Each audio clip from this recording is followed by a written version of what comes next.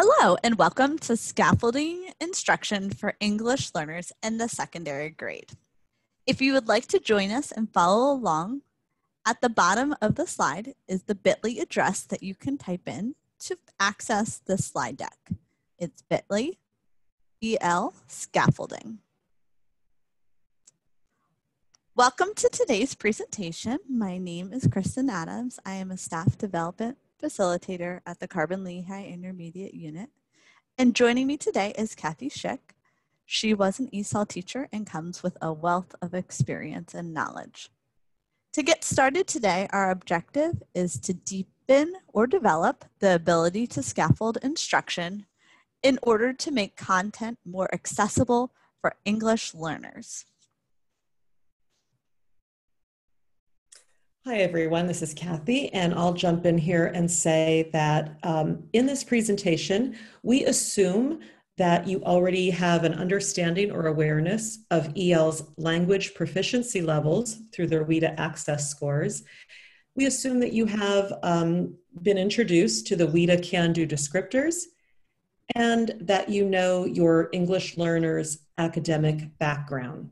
So that information would be helpful to know before you start trying these scaffolding approaches. So today we're going to dive into the planning of instruction. So some of these things that we want you to consider and ask yourself is, what can my ELs do? So where are they? What might be challenging? And what supports will give ELs access to this content? These questions are the foundation for understanding where our ELs are in order to start scaffolding their instruction. I think most teachers know what scaffolded instruction is, but as just a reminder, scaffolding refers to supports that are temporary. These are things that are put into place for a short time till the student is ready to do the work without the support. They're systematic generally, they're planned. They're thought through in advance. Sometimes they're thought through right on the fly. Scaffolded instruction is connecting what a student already knows to what is new. So activating background knowledge. And it moves our English learners towards stronger understanding, and the key is greater independence. And scaffolded instruction really can be summarized with the I do, we do, you do framework. And remember, we want to scaffold instruction, not just in their speaking, but in all four domains, all four language domains, which is listening, speaking, reading, and writing. So as you start to scaffold your instruction, these are some basic ways to scaffold. Ask yourself some of the following questions. Do I speak clearly at an appropriate pace and with eye contact? Do I minimize the use of idioms? Do I repeat key points? Do I provide modeling and/or multiple examples? Do I use non-linguistic clues? Do I provide both verbal and written directions? Do I regularly check for understanding?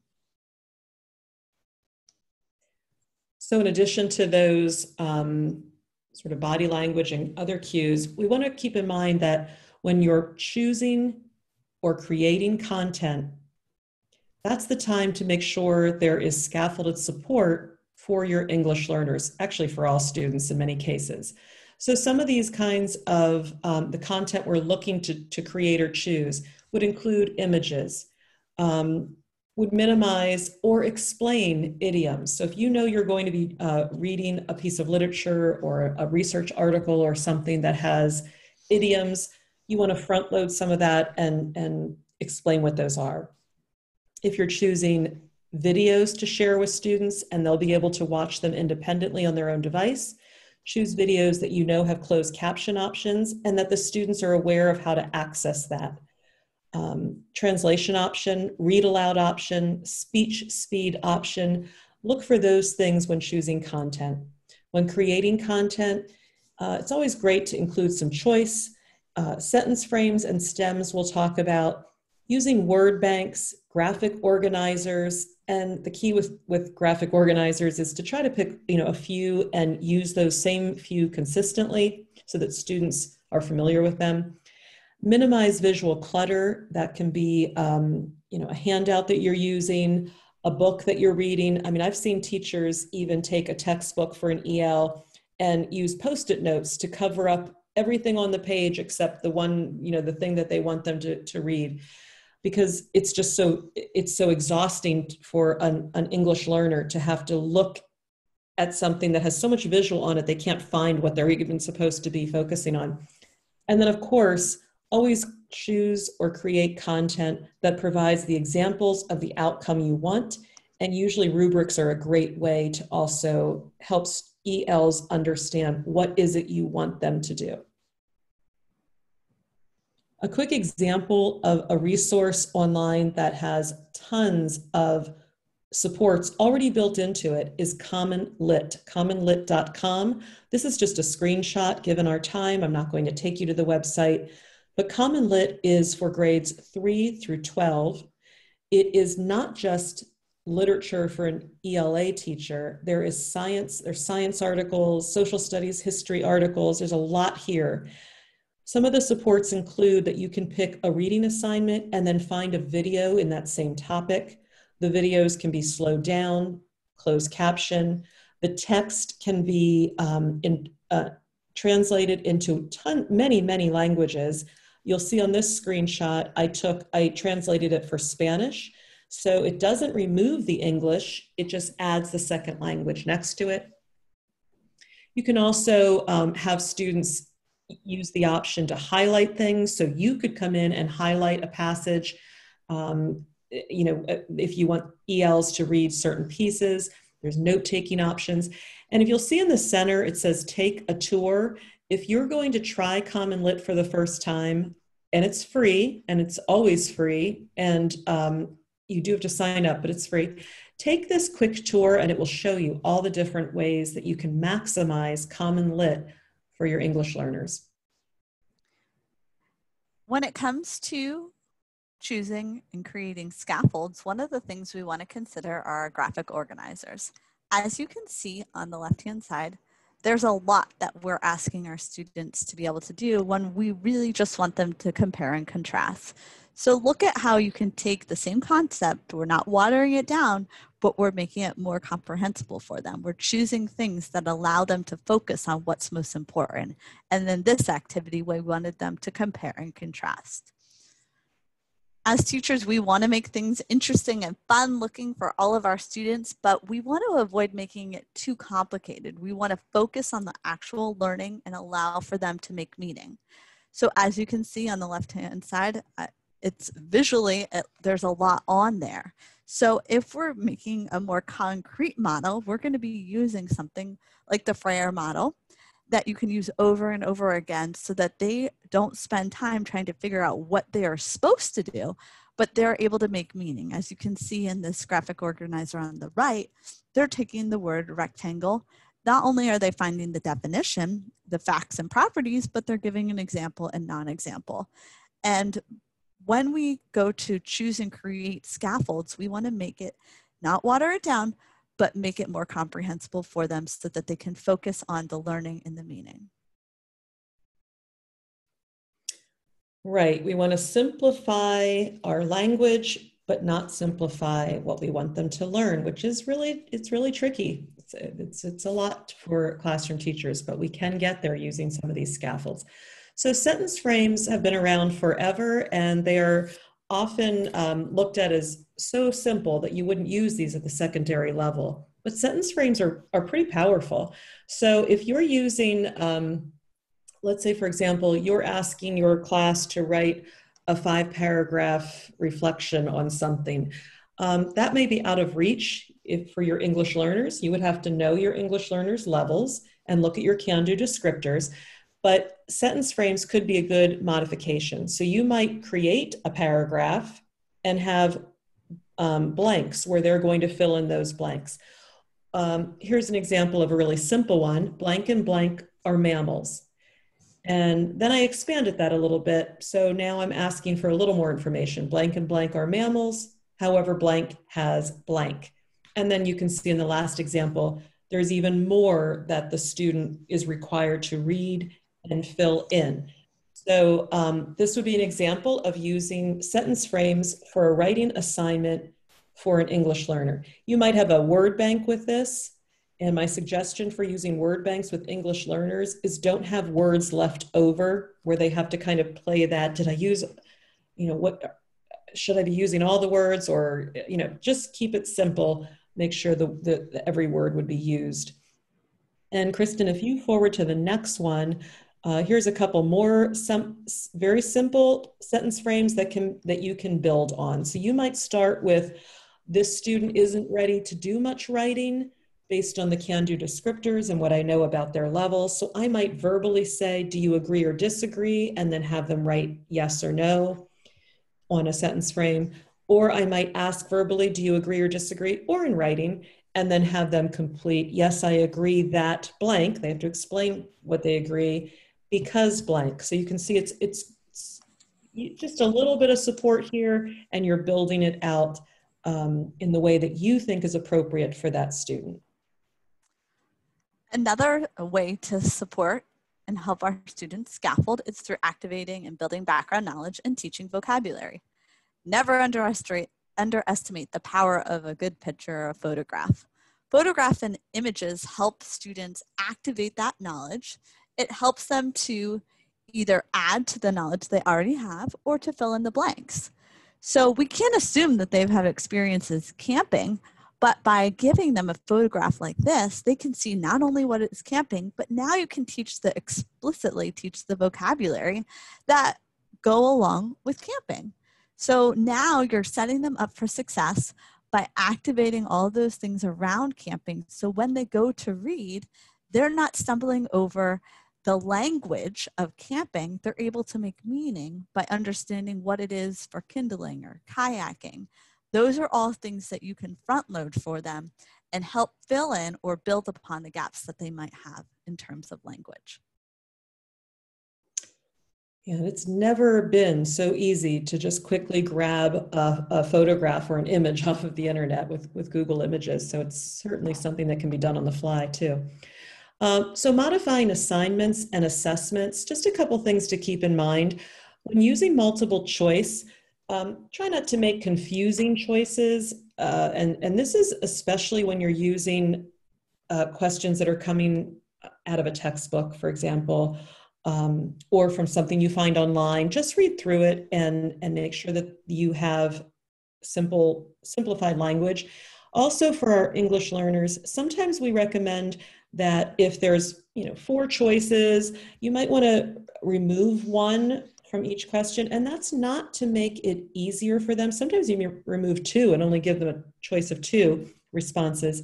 It's not that we're trying to make it easy. Sometimes teachers get upset with the ESL specialist and think we're trying to make it easier for them.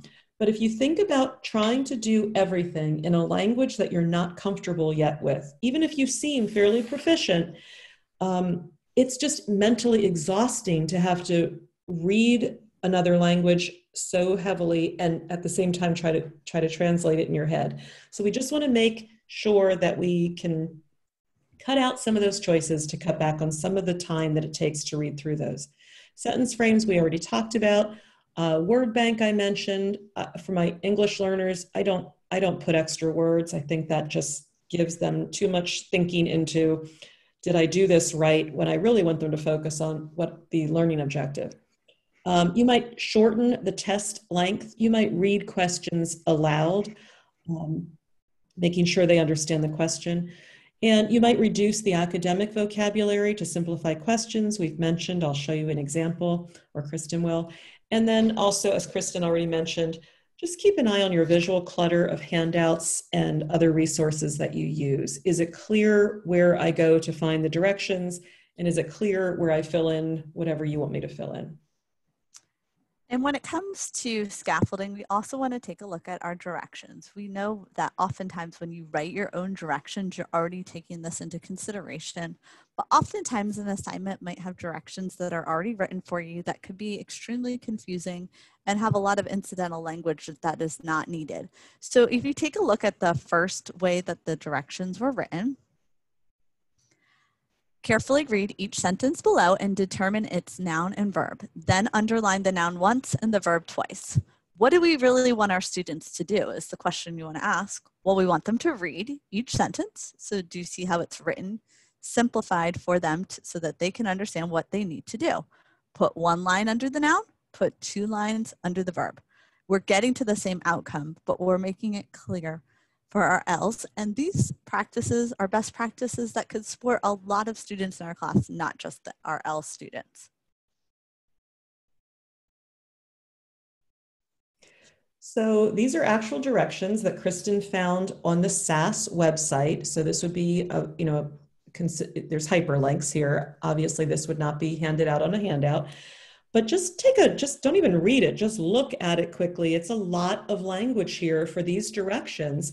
And Kristen, if you go to the next slide, we just highlighted all of the academic language. We probably even missed some.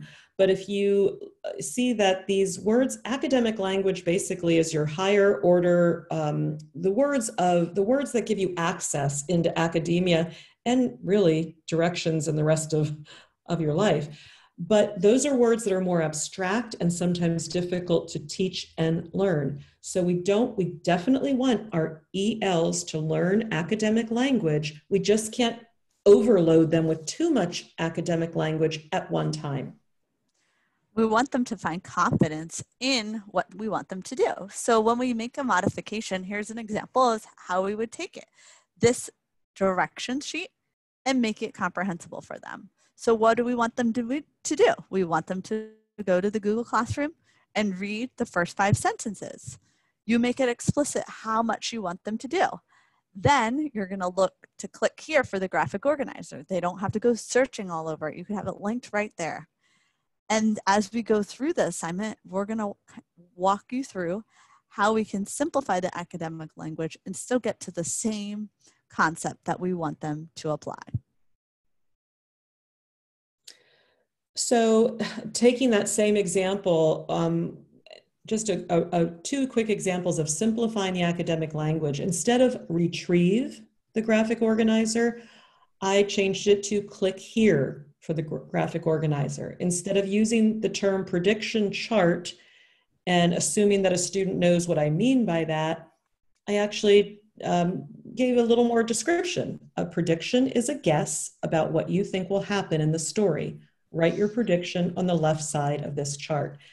And there's another example there that you can look at your leisure. But the takeaway here is that this is why in the beginning we said you need to know your students' levels so that you know what do my ELs need. There is no one size fits all when it comes to scaffolding instruction.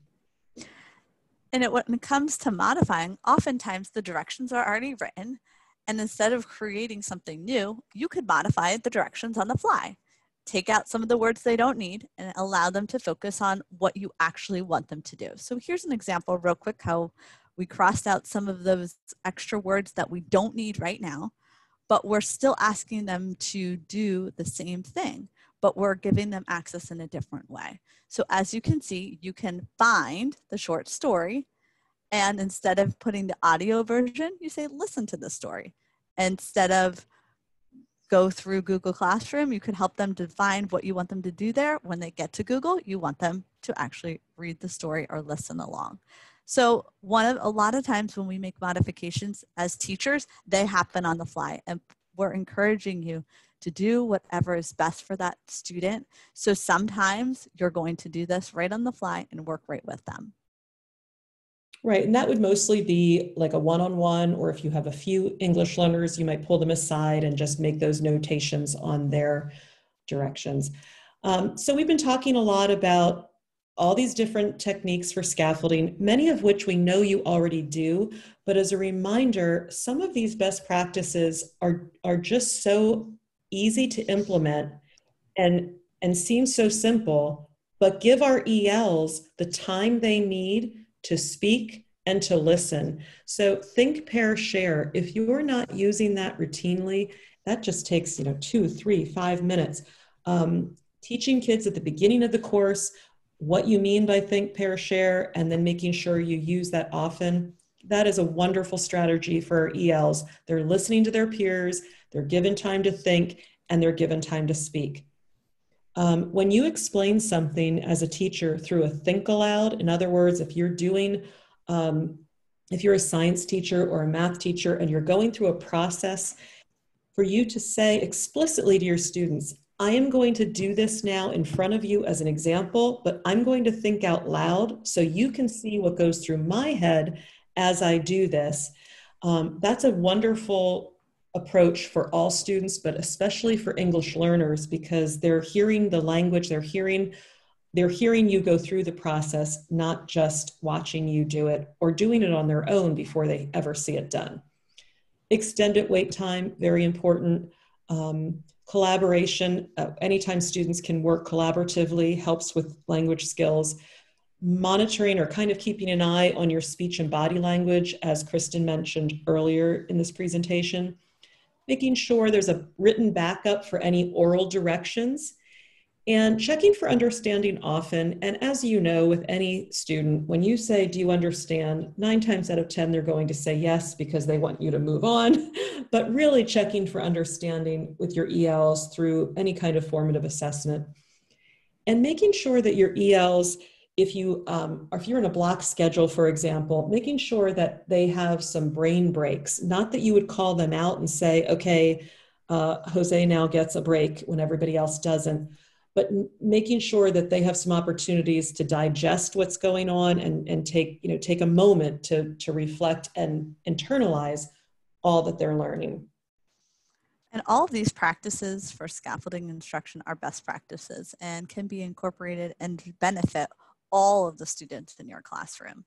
So our goal is that you take at least one thing from this session, but ultimately we want you to know your EL's proficiency levels so that you can plan to make your content accessible. So as we go into our next section, we want to go back to our objective, which was to develop, and for some of you just to deepen the ability to scaffold instruction in order to make content more accessible for our English learners. So before we leave today, we're going to ask you, after I explain the directions, to stop the recording and to practice using the scaffolding activity. We have Maria in 11th grade, and we have her access results. And just as a reminder, we're not using the composite, but we're using the 4 domains: listening, speaking, reading, and writing. If you have an English learner student that in your classroom that you have all these scores and you rather use as the basis for this next activity, feel free to pick them as well, as long as you have the 4 domains. So what we would like you to do today is to pick a lesson, assignment, or assessment, working independently. Note how you would scaffold this for Maria or an EL you currently have in your classroom. So take a look at that lesson that you have. Pick something, pick an assignment or assessment, and spend some time really thinking about all the things that we suggested as good practice, best practices for scaffolding, and how would you scaffold that assignment in order for them to succeed and do even better on the assignment than they did the first time. What we want you to do next, after spending about 15 minutes independently looking at something you have created or used, we want you to gather as a department or a team and discuss your scaffolding ideas. Listen to each other. See what examples they have already used in your classroom. What scaffolds have you already allowed for in your classroom? Do you use Think, Pair, Share? Have you embedded extra wait time? And then what we would like you to do, if you have more time, is to continue to work on the modifications as a team or independently. Take an upcoming either lesson, assignment, or assessment and spend some time really looking at it through the lens of an English learner. Look at the can-do descriptors or access them and start to think about what do we want our students to do, and then what scaffolds have we provided for them in terms of either Think, Pair, Share, modifying an assignment. There's so many things you can do. Feel free to go back into the slide deck and look at the scaffolding examples and incorporate them into your lessons. Thank you so much for having us today. And we hope that when you look at an assignment, you'll now look from the lens of how can I best scaffold this assignment, assessment, or lesson to best fit the needs of the students that I'm working with.